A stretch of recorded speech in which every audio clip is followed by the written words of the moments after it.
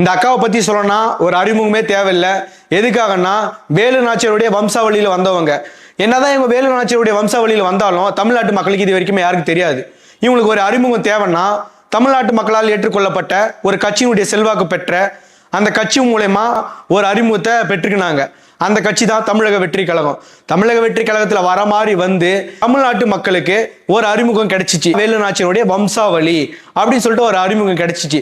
அப்படியே மாற்று கட்சிக்கு எதுக்காகனா பெண்கள் புறக்கணிக்கப்படுறாங்க, பெண்களுக்கு போதிய மரியாதை இல்லை, உங்களுக்கான அங்கீகாரமும் அறிமுகமும் கிடைச்சது இந்த கட்சினாலதான்.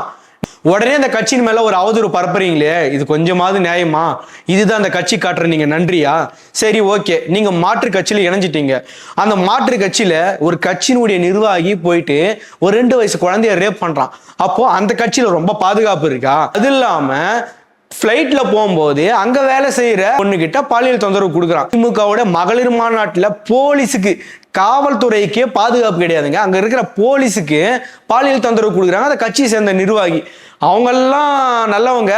இந்த கட்சியில கொள்கை தலைவர்களாக வச்சிருக்க வேலு நாச்சியாரும், கொள்கை தலைவர்களாக வச்சிருக்கிற அஞ்சலை அம்மாளும் மாதிரி கட்சியினுடைய கொள்கை தலைவர்களை எந்த கட்சியிலுமே பார்க்க முடியாது. அந்த மாதிரி கட்சி தாங்க நம்ம தமிழக வெற்றி கழகம்.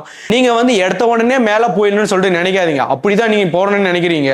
என் கட்சியில் இருக்கிற ஒவ்வொரு மகளிரும் ஒரு இளைஞர்களும் சரி, ஆரம்பத்துல ரசிகர் மன்றமா இருந்து ஒரு மக்கள் இயக்கமாகி இன்னைக்கு ஒரு கட்சியினுடைய அங்கீகாரத்தை பெற்று அவங்களுக்குன்னு ஒரு அங்கீகாரத்தை பெற்று மேல வந்திருக்காங்க. ஒரு மகளிரும் சரி, ஒரு இளைஞர்களும் சரி. அவங்கள தாண்டி நீங்க இப்ப டைரக்டா மேல போனோம்னு நினைச்சீங்கன்னாக்கா அதுக்கான இடம் இது இல்லக்கா. உழைப்பு தான் அங்க சாத்தியமே. அப்படிப்பட்ட ஒவ்வொருத்தருடைய உழைப்பு தான் இந்த தமிழக வெற்றி கழகம். நீங்க வந்த உடனே மேல போயிடணும்னு சொல்லிட்டு நினைச்சீங்க, அதுக்கான அங்கீகாரம் கிடைக்கலன்னு சொல்லிட்டு உடனே ஒரு கட்சி மேல இந்த மாதிரி ஆபாச அவதூறுகளை பத்தி பேசாதீங்க.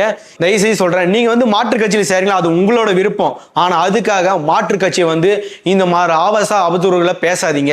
இந்த மாதிரி நீங்க சொல்லும் போது எதனா ரிப்ளை கொடுத்தோம்னா பெண்கள் அந்த கட்சி விட்டு வெளியே வந்துட்டா உடனே ஆபாச அவதூறு பேசுறாங்கன்னு சொல்லிட்டு அந்த மாதிரி நினைக்காதீங்க. அந்த மாதிரி கட்சி நாங்க கிடையாது. நாங்க ஒரு ரெக்வஸ்டா கேட்கிறோம், நீங்க உங்களோட மன விருப்பம் உங்களுக்கு பிடிக்கல, நீங்க போயிட்டீங்க, வீணா அவதூறு பழி போடாதீங்க. தயவு செய்து கெஞ்சி